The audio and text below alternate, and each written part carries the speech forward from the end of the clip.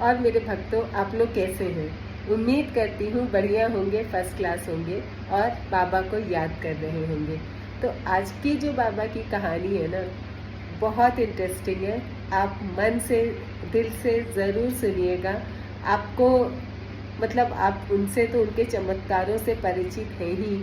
इसको सुनने के बाद आप उनके और बड़े भक्त हो जाएंगे। वैसे मैं ये नहीं कह रही कि आप भक्त नहीं है, भक्त तो आप है ही, लेकिन हमें जब मतलब चमत्कारों के बारे में पता चलता है तो हमारी आस्था और बढ़ती जाती है कि और इस उम्मीद में कि शायद हमारे साथ भी कोई चमत्कार हो जाए। डेफिनेटली होगा, बस मन और श्रद्धा बना करके रखिए।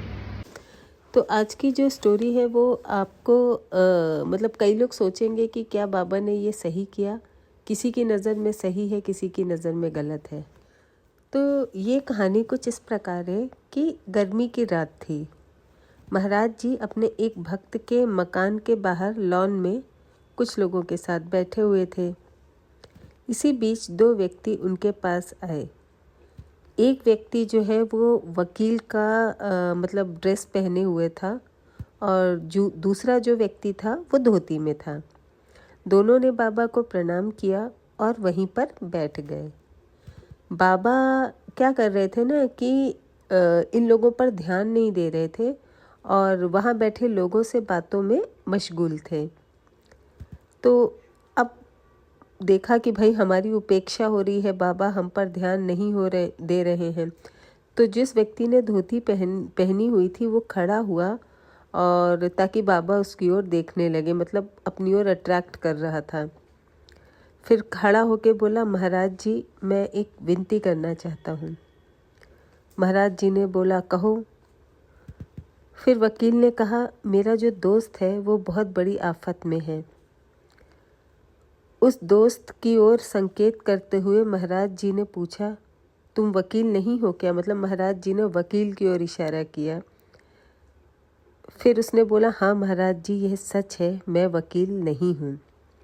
और जो वकील था उसने मतलब बहुत ही गिड़गिड़ाते हुए कहा। फिर बाबा ने पूछा, क्या तकलीफ़ है तुम्हें? तो जो धोती वाला व्यक्ति था उसने कहा कि ये एक हत्या के आरोप में फंसा है। तो बाबा जी ने पूछा, क्या तुमने हत्या नहीं की? वकील ने कहा, नहीं, मतलब वकील नहीं था, वो वकील के भेष में था। क्या तूने हत्या नहीं करवाई? बाबा जी ने पूछा। हाँ, तो उसने ये स्वीकार किया कि हाँ उसने हत्या करवाई, पर किया नहीं पर करवाई। महाराज जी उसे देखने लगे और उनकी आंखों के सामने सारी घटना जैसे एक फीचर फिल्म होती है ना, तो उसकी तरह उन्हें दिखाई देने लगी। फिर बाबा जी बोले, उसने क्या बिगाड़ा था तुम्हारा? वो तो एक सीधा साधा और ईमानदार आदमी था, फिर तुमने उसकी हत्या क्यों की? तो उसने बोला, हाँ महाराज जी, पर ईमानदार तो था, पर मेरे रास्ते में वो कांटा था। महाराज जी ने कहा, उसके 3-4 बच्चे हैं, इसका तुम्हें कोई दुख नहीं है क्या? तो उसने कहा कि है महाराज जी। फिर महाराज जी ने बोला कि अब कसम खाओ कि ऐसा काम तुम फिर नहीं करोगे। फिर उसने कहा, नहीं महाराज जी नहीं करूँगा। तो उन्होंने कहा, अच्छा अब जाओ। क्या ये बरी हो जाएगा? ये धोती वाले व्यक्ति ने महाराज जी से पूछा। हाँ, महाराज जी ने कहा, इसे माफ़ कर दिया जाएगा।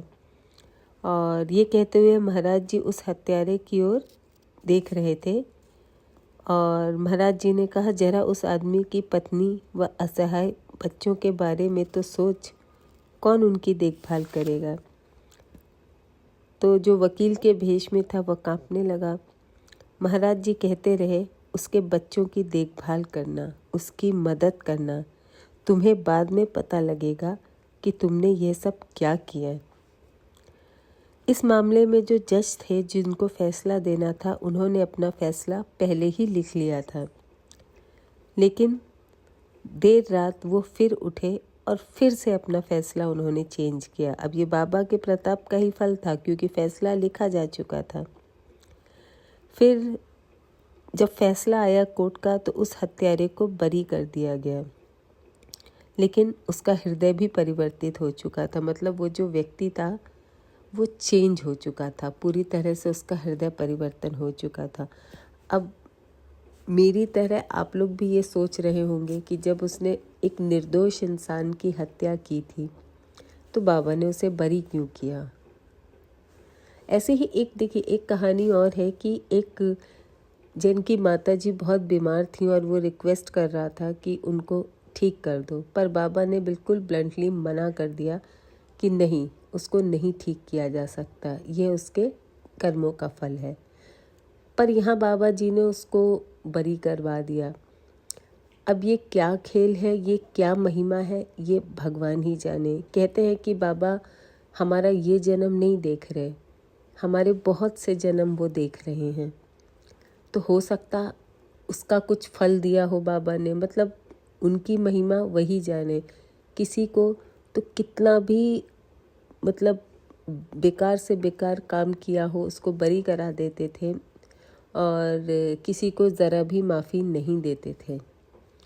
तो ये तो बाबा की ही बात है, वही जान सकते हैं कि क्यों ऐसा लॉजिक लगाते थे और इसके पीछे ज़रूर कोई बहुत ही सॉलिड और स्ट्रॉन्ग रीज़न रहा होगा।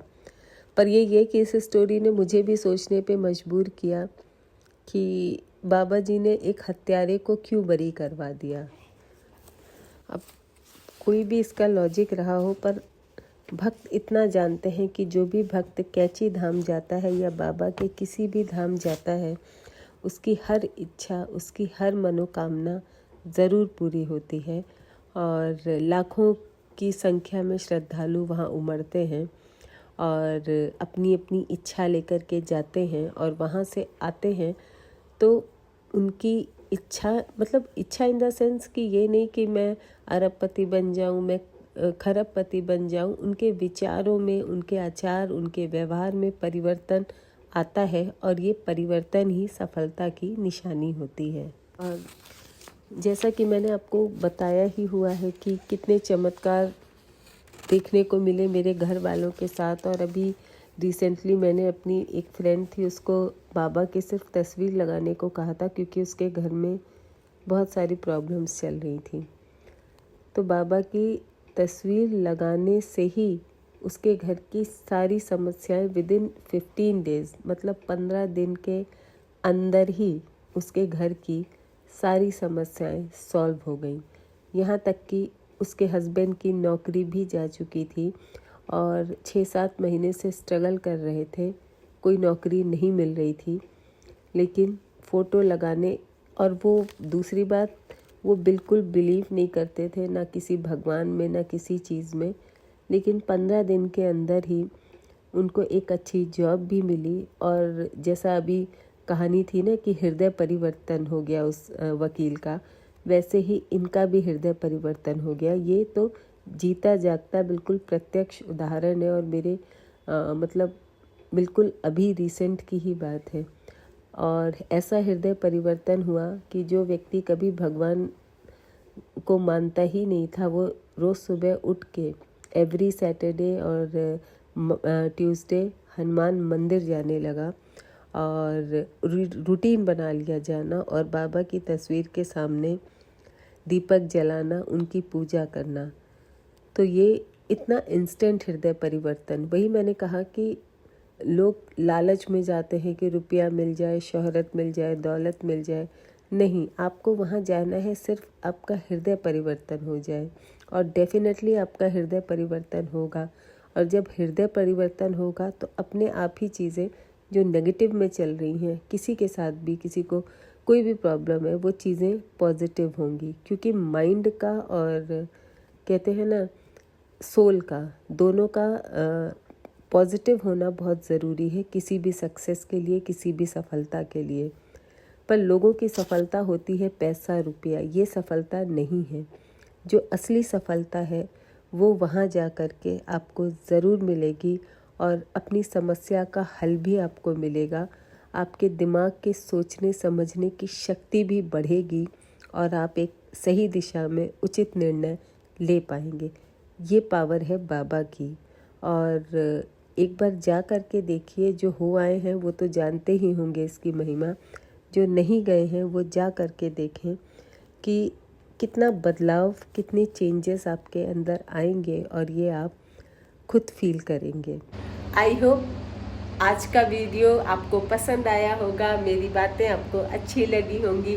तो अच्छी लगी हो तो लाइक ज़रूर करिएगा, और जैसा कि मैं हमेशा बोलती रहती हूँ, क्या लिखना है, जय श्री राम, क्योंकि राम नाम ही सत्य है, बाकी सब मिथ्या है। दुनिया में दोस्तों राम नाम से ज़्यादा पवित्र कुछ भी नहीं है। तो लिखने में संकोच मत करिएगा, और अगर आपको मेरे वीडियोस अच्छे लगते हो तो कमेंट भी ज़रूर करिएगा, ताकि मुझे एक मोटिवेशन मिले कि मेरी बात आप तक पहुंच रही है।